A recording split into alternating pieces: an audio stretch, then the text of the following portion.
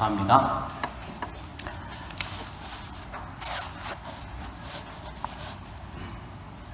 오늘 제가 전하는 말씀의 제목은 하나님의 말씀을 제대로 듣지 못하는 이유입니다. 오늘 제가 여러분에게 전파하고자 하는 말씀의 핵심은 우리가 말씀을 제대로 이해하고 제대로 삶에서 적용하고 있는가 하는 것입니다. 여러분, 오늘날 이 시대를 흔히 말씀의 홍수 시대라고 말하고 있습니다. 여러분, 과연 말씀이 넘쳐나고 있죠. 어디 가든지 말씀을 들을 수가 있습니다. 제가 어렸을 때만 해도 그렇지 않았습니다. 제가 어렸을 때 저희 집에 테이프가 있었는데, 이렇게 테이프 세트가 있는데 한국의 유명한 설교자들의 테이프 세트였습니다. 어떻게 저희 집에 그게 있었는지 모르지만 아무튼 저희 어머니가 그거를 구입을 하신 것 같고요. 한 20개 정도가 이렇게 세트 안에 들어있었는데, 그때는 뭐 특별히 들을 수 있는 기회가 없지 않습니까? 제가 어렸을 때인데도 그때 그 설교 테이프에 나오는 목사님들의 설교를 다 들었습니다. 조용기 목사님 설교는 아주 여러 번 들은 것 같고요. 아무튼 이 말씀을 들을 수 있는 기회가 많지 않아서 그때는 말씀을 들을 수 있는 기회가 있으면 그것을 아주 반복해서 이렇게 들었던 기억이 납니다. 제가 다니던 교회는 아주 작은 교회였습니다. 100명이 채 안 되는 그런 동네에 있는 작은 교회였는데, 그럼에도 불구하고 교회에서 부흥회를 1년에 한 번이나 두 번을 하면 엄청난 사람들이 몰려들었습니다. 원래 교인들은 100명이 안 되는데 그 교회 부흥회 할 때는 200명, 300명의 사람들이 몰려들었습니다. 그래서 본당에 100명밖에 못 들어가니까 사람들은 몰려들고요. 어떻게 하느냐, 바깥에다가 멍석을 깔아놓고 문을 활짝 열어놓고 4박 5일 동안 사람들이 말씀을 듣습니다. 그 예배당 안의 자리는 금자리라고 해가지고요, 한번 성도들이 들어가시면 안 나옵니다. 지금도 기억이 나는데 거기서 먹고 자고, 그 자리를 혹시라도 비우면 또 다른 사람이 자리를 차지할까봐 이 자리는 내 자리다. 아주 우리 어머니 세대 때 어른들은 한 말씀에 대한 그 간절히 사모하는 마음이 있었습니다. 지금도 기억이 납니다. 이렇게 말씀을 드릴 수 있는 기회가 있으면 정말 그 기회를 놓치지 않기 위해서 사람들이 몰려들었고, 그런 가운데서 정말 말씀이 선포될 때마다 엄청난 은혜를 사람들이 경험할 수가 있었다고 하는 것이죠. 여러분, 오늘날 이 시대는 어떠합니까?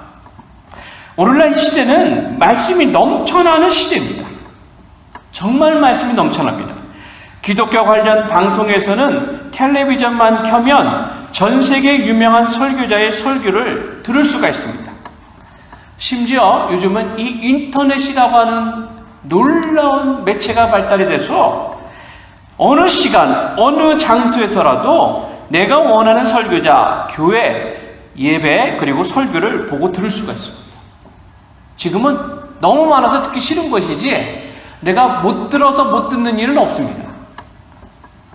우리 바레인과 같이 한국에서 멀리 떨어져 있는 곳도 한국의 유명한 설교자의 설교 다 실시간으로 혹은 다 녹화된 거 우리가 원하면 어디서든지 들을 수가, 볼 수가 있는 시대죠.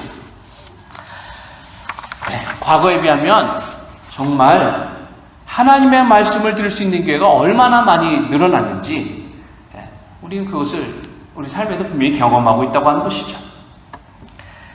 여러분, 그런데 그렇게 하나님의 말씀의 홍수 시대에 살고 있는데 정작 많은 영적 지도자들은 한국교회의 말씀의 부재를 걱정하고 있습니다.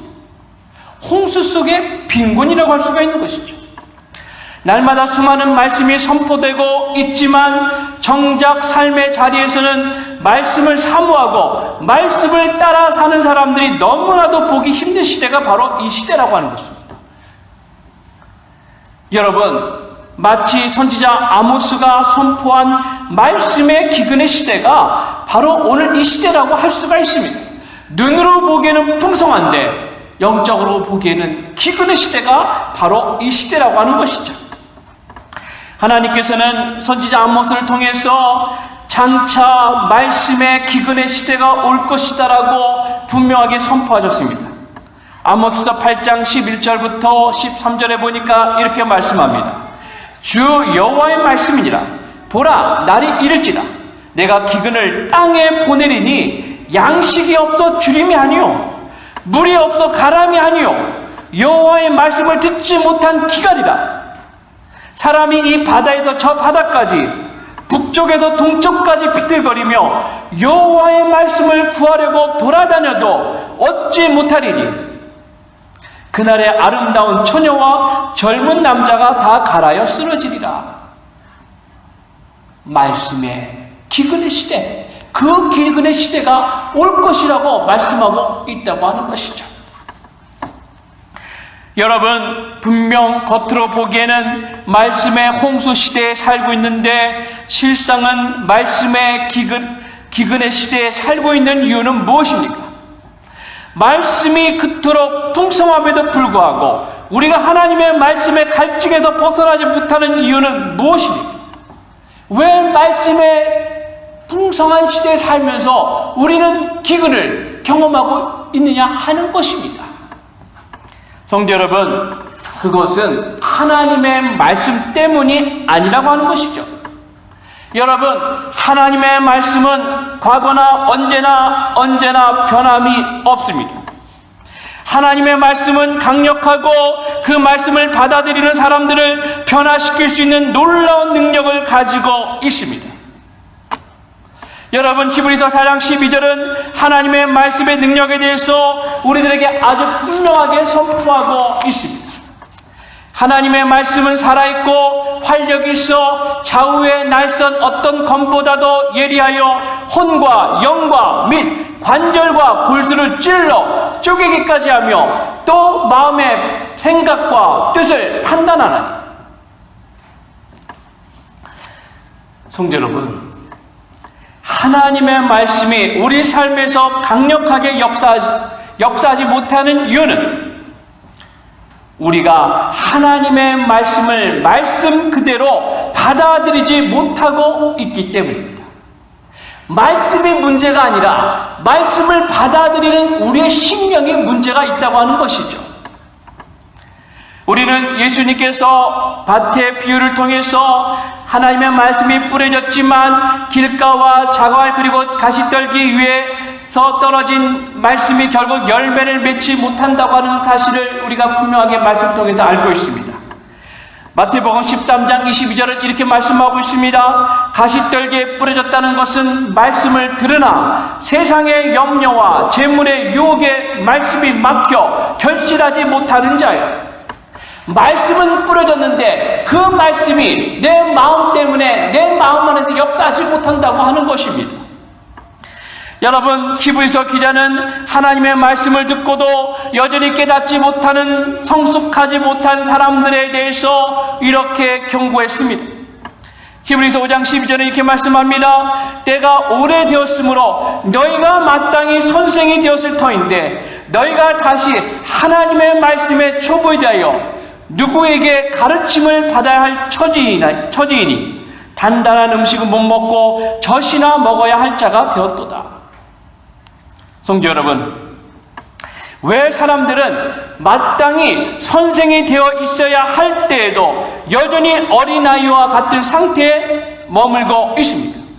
왜 사람들은 하나님의 말씀을 듣고도 깨닫지 못하는 이유가 무엇입니까? 여러분, 왜 그럴까요? 그것은 하나님의 말씀을 하나님의 관점에서 보지 않고 내 관점에서 보기 때문입니다. 즉 하나님이 말씀을 통해서 나에게 무엇을 요구하시는지에 관심을 갖는 것이 아니라 내가 얻을 수 있는 유익이 무엇인가에 관심을 갖고 말씀을 보기 때문에 정작 우리는 하나님께서 우리에게 말씀하시는 것을 듣지 못하고 있다고 하는 것입니다. 성도 여러분, 오늘 우리가 읽은 말씀을 한번 보십시오. 오늘 우리가 읽은 말씀은 이스라엘 백성들이 하나님의 명령에 순종하지 않은 이유에 대해서 잘 보여주고 있습니다. 잠시 이 배경에 대해서 말씀을 드리면 민수기 31장은 이스라엘과 미디안의 전쟁에 대해서 말씀하고 있습니다. 하나님께서는 이스라엘 백성들에게 미디안과 전쟁을 해서 미디안을 완전히 멸망시키라고 명령하셨습니다. 왜 미디안을 완전히 멸망시켜야 하냐면 미디안이 이스라엘 백성들에게 아주 나쁜 음모를 꾸면서 그들을 타락시켰기 때문입니다. 여러분 민수기 25장을 보시면 이스라엘이 시딤에 머물 때에 미디안의 여자들이 이 이스라엘 백성 남자들을 유혹해서 음행에 빠지게 한 사건이 나옵니다. 미디안의 여자들은 이스라엘 남자들을 초청해서 그들의 우상 숭배에 참여하게 하였고 함께 음행을 하도록 유혹했습니다. 민수기 25장 1절부터 3절에 이렇게 말씀합니다. 이스라엘이 시딤에 머물러 있더니 그 백성이 모압 여자들과 음행하기를 시작하니라. 그 여자들이 자기 신들에게 제사할 때에 이스라엘 백성들을 청하매 백성이 먹고 그들의 신들에게 절함으로 이스라엘이 바알볼에게 가담한지라. 여호와께서 이스라엘에게 진노하십니다. 여러분, 이것은 아주 철저한 음모였습니다. 아주 계획된 사건이었다고 하는 것이죠. 그리고 그 계획된 사건의 중심에는 미디안의 선지자였던 발람이 있습니다. 여러분, 발람은 하나님께서 이스라엘 백성들을 축복하라고 명령하셨기 때문에 자기 입으로는 이스라엘을 저주할 수 없었습니다. 그래서 그는 이거는 안 되겠다 해서 어떻게 하면 이스라엘을 넘어뜨리게 할 수 있을까 생각을 해서 이스라엘을 유혹에 빠뜨려서 죄를 짓게 하기 위한 음모를 꾸민 장본인입니다. 성경에 자세하게 나오지 않지만 그는 그렇게 했습니다. 그리고 그의 음모는 성공했죠. 하나님께서는 크게 진노하셔서 미디안 여인들과 동침해서 그리고 우상에 참했던 이스라엘 백성들에게 재앙을 내리셨습니다. 그날 죽은 사람이, 연병으로 죽은 사람이 24,000명이었습니다. 발람의 방법이, 발람의 계획이 성공했다는 것이죠. 하나님께서는 그렇게 이스라엘을 타락시킨 미디안에게 크게 진노하셨고 이제 미디안을 진멸하기로 작정하신 것입니다. 그래서 하나님께서는 이제 이스라엘의 12지파에서 1000명씩 뽑아 12,000명의 정예 병력을 모아서 미디안과 대적하게 했습니다. 그리고 모세를 통해서 그들에게 이렇게 명령하셨습니다. 모세가 백성에게 말하여 이르되 너와 함께 있는 사람들 가운데서 전쟁에 나갈 사람들을 무장시키고 미디안을 치러 보내어 여호와의 원수를 갚되. 여러분, 하나님의 명령은 무엇입니까? 하나님의 명령은 미디안을 쳐서 여호와의 원수를 갚으라고 하는 것입니다. 하나님의 명령은 아주 단순하고 아주 분명합니다. 원수를 갚으라, 이 말씀입니다. 여러분, 원수를 갚으라는 말에는 무엇이 들어있습니까? 그 말 속에는 미디안의 그 어떤 것도 남겨두지 말라는 명령인 것입니다. 이것이 하나님의 명령이죠. 여러분, 이스라엘은 어떻게 했습니까? 오늘 우리가 읽은 본문의 말씀이 이스라엘이 어떻게 했는가를 잘 보여주고 있습니다. 미디안을 쳐서 승리한 이스라엘 군대가 돌아온다는 말을 듣고 모세와 지도자들이 그들을 마중하기 위해서 나갔습니다. 하지만 12,000명의 승전군들을 본 모세는 크게 진노했습니다. 왜냐하면 그들이 하나님의 명령대로 순종하지 않았기 때문입니다. 모세는 이스라엘의 지도자들인 천부장과 백부장들에게 이렇게 물었습니다. 모세가 그들에게 이르되 너희가 여자들을 다 살려두었느냐? 성도 여러분, 이스라엘의 문제가 무엇입니까? 여러분, 이스라엘이 무엇을 잘못했습니까? 이스라엘의 문제는 그들이 하나님의 명령에 순종하지 않았다고 하는 것입니다. 하나님의 명령은 무엇입니까? 여호와의 원수를 갚는 것입니다. 여러분, 물론 여기에는 변명의 여지가 있습니다. 이스라엘 백성들도 할 말이 있다는 얘기죠. 왜냐하면 이스라엘은 전쟁에 나갈 때마다 남자는 죽이고 여자는 살려두었기 때문입니다. 이게 전통입니다. 신명기 20장 14절이 그 사실을 이렇게 말씀하고 있습니다. 너는 오직 여자들과 유아들과 가축들과 성읍 가운데 있는 모든 것을 너를 위하여 탈취물로 삼을 것이며 너는 내 하나님 여호와께서 내게 주신 적군에게 빼앗은 것을 먹을지니라. 여러분, 이스라엘의 천부장과 백부장들은 그 전통에 따라서 남자들은 죽이고 여자들과 아이들은 살려두었습니다. 내가 그들은 나름대로 합리적인 방법, 전통, 그들이 알고 있는 지식, 이것으로 하나님의 명령에 순종한 것이죠. 그들도 나름대로 우리들이 이렇게 알고 한 것입니다라고 말할 수 있는 것입니다. 여러분, 이스라엘은 없는 법을 만들어서 행한 것이 아닙니다. 그들은 이전부터 있었던 전통을 따라서 그들의 미션을 수행했습니다. 여러분, 그런데 무엇이 문제입니까? 왜 모세는 진노했습니까? 왜 하나님께서는 진노하셨습니까? 여러분, 여기에 핵심이 있습니다. 오늘 말씀의 핵심을 잘 들어보십시오. 여러분, 그 이유는 이스라엘의 지도자들이 충분히 하나님의 명령을 알 수 있음에도 불구하고 알려고 하지 않았다고 하는 것입니다. 여러분, 그들은 하나님의 말씀의 진정한 의미를 알려고 하지 않았다고 하는 것입니다. 하나님의 명령은 진멸하라입니다. 들었습니다. 그러나 그들은 그 말씀의 참된 의미를 회피하고 있는 것이죠. 왜 그들은 알려고 하지 않았을까요? 왜 그들은 하나님의 명령에 순종하지 않았습니까? 욕심 때문입니다. 자기들이 전쟁에 나가서 차지한 것을 모두 죽이고 없애기가 아까웠기 때문에 그들은 들어도 듣지 않은 척 한 것이죠. 그래서 그들은 전통과 관습이라는 민명하에 하나님의 명령을 어기고 여자들을 살려서 데려온 것입니다. 미묘하지만 우리는 우리 나름대로 합리화시킬 수 있지만 하나님의 명령은 분명하다는 것입니다. 여러분, 우리도 우리의 삶에서 얼마나 자주 이와 같은 문제에 직면합니까? 우리도 종종 직면하는 문제입니다. 하나님의 말씀을 들을 때에 하나님께서 분명하게 요구하시는 것을 분명 들었음에도 불구하고 알았음에도 불구하고 내가 할 수 있는 만큼만 듣고 또 그것만 순종하려고 한다는 것입니다.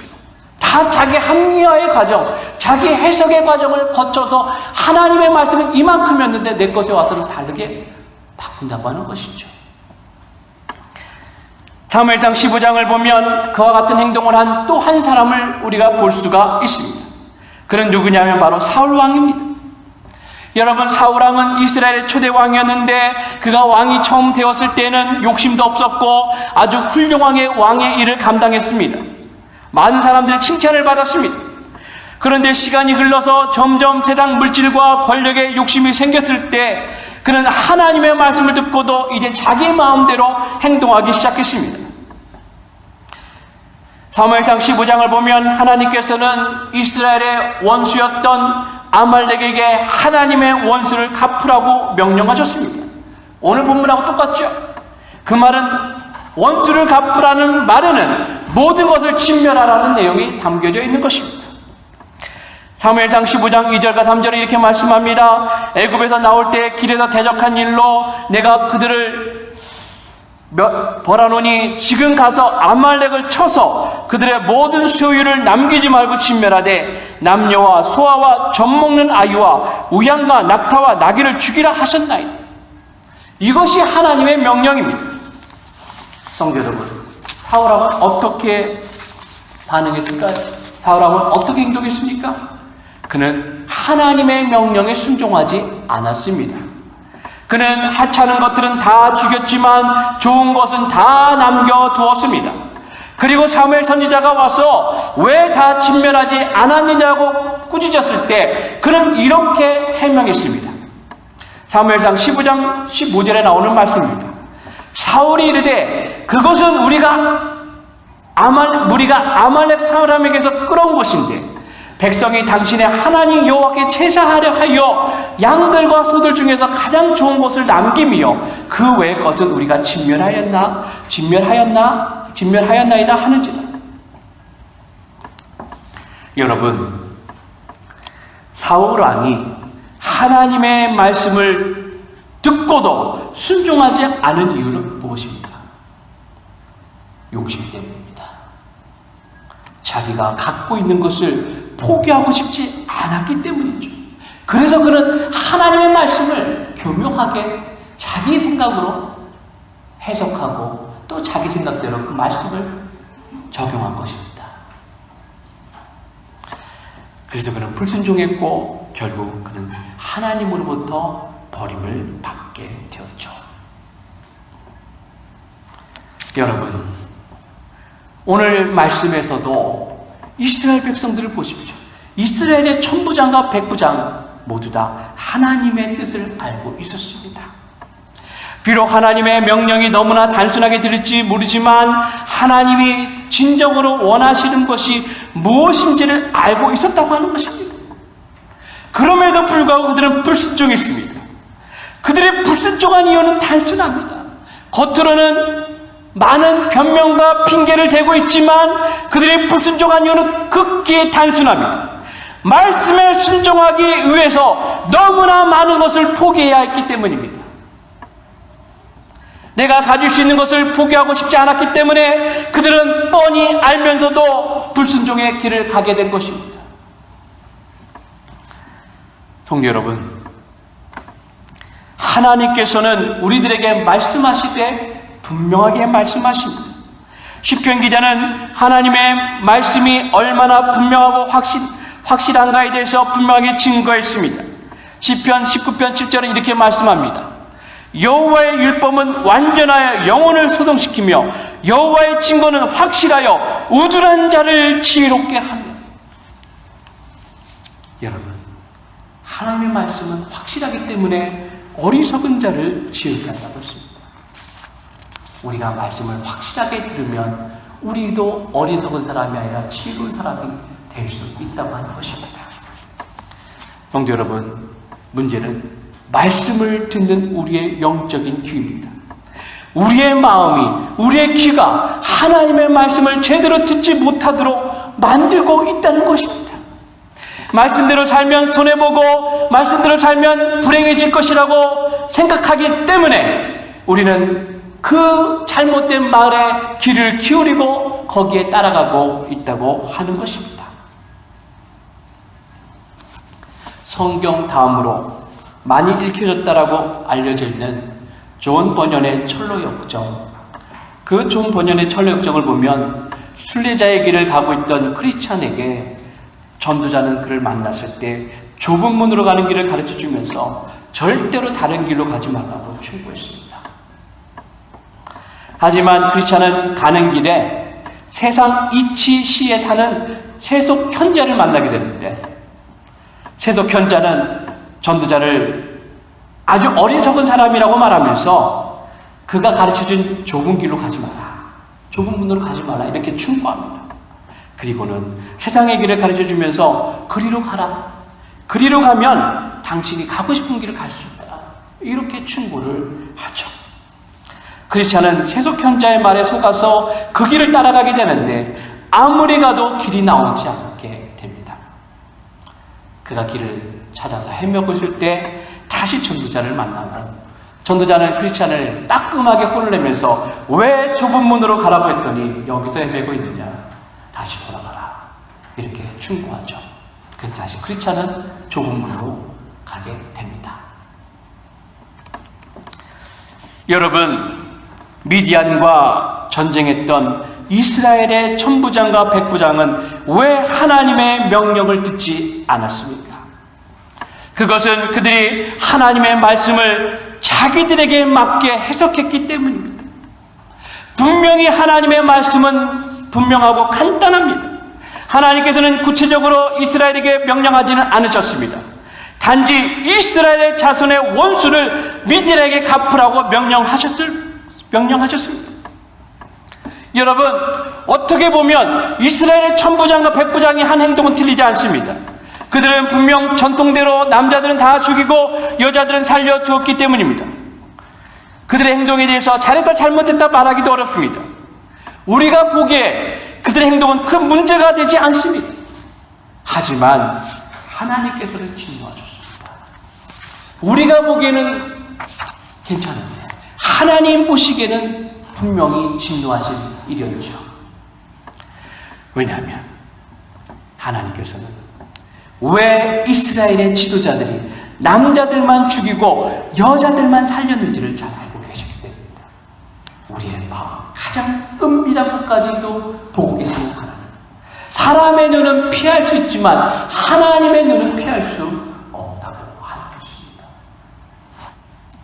여러분, 그들의 여자들을 살린 이유는 관습이나 전통 때문이 아닙니다. 물론 그런 핑계를 대고 있지만 그것이 아닙니다. 겉으로는 그럴듯한 이유를 들고 있지만 제일 중요한 것은 욕심 때문이라고 하는 것이죠. 여자들과 아이들은 노예로 삼을 수 있고 아내로 소유할 수 있기 때문에 아주 중요한 재산의 가치를 갖고 있었습니다. 하나님께서는 그런 그들의 마음을 아셨기 때문에 그러기에 그들의 행동에 심히 진노하신 것입니다.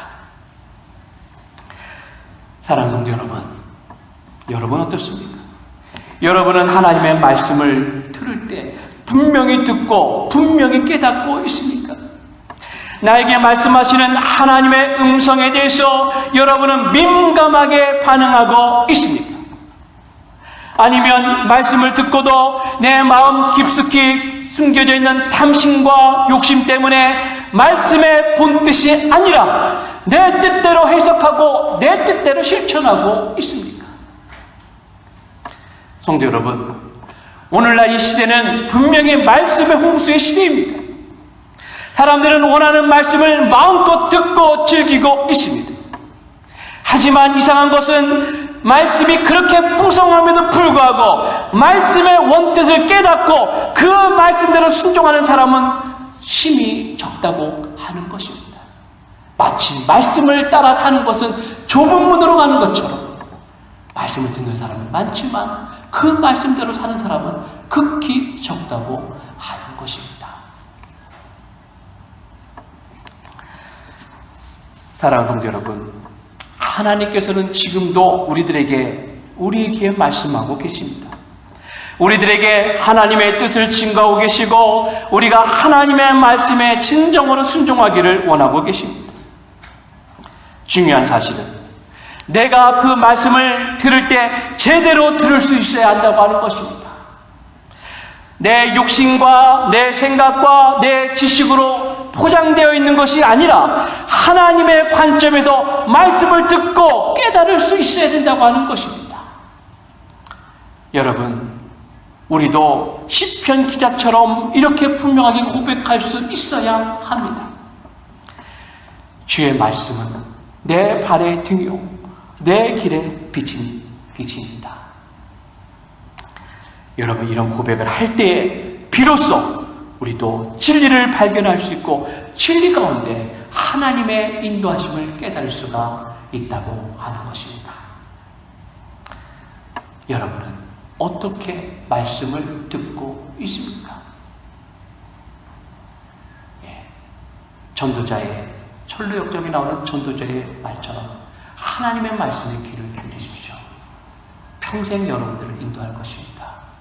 사람의 말이나 사람의 지식이나 사람의 생각과 탐욕과 욕심이 아니라 말씀의 귀를 기울이는 자, 생명을 가진 자입니다. 말씀을 들을 때 내 생각, 내 욕심, 내 지식으로 듣지 아니하고 오직 하나님의 뜻만을 물으며 하나님의 인도하신 가운데서 온전히 듣고 순종하는 저와 여러분들이 되시기를 예수님의 이름으로 축원을 드립니다. 기도하겠습니다. 주의 말씀은 내 발에 들려 내 길의 빛입니다. 하나님, 생명의 말씀이 우리 앞에 있습니다. 말씀을 듣고 깨닫는 자가 복이 있습니다. 하나님, 우리의 일생을 보면 우리 말씀을 들을 때가 있지만 그 말씀을 들을 때 하나님, 세상의 염려와 걱정과 죄에 대한 욕심, 모든 것들로 인해서 말씀이 왜곡되어지고 말씀을 제대로 듣지 않고 순종하지 않아서 그 말씀이 주시는 축복을 누리지 못할 때가 너무나 많이 있습니다. 하나님, 말씀을 들을 때 하나님의 말씀으로 듣게 하시고 깨닫게 하시고 그 말씀에 순종함으로 하나님께서 우리들에게 약속하신 하나님의 말씀의 복을 누리는 저희가 될 수 있도록 하나님 인도하여 주시옵소서. 거룩하신 우리 주 예수 그리스도의 이름으로 기도드리옵나이다. 아멘.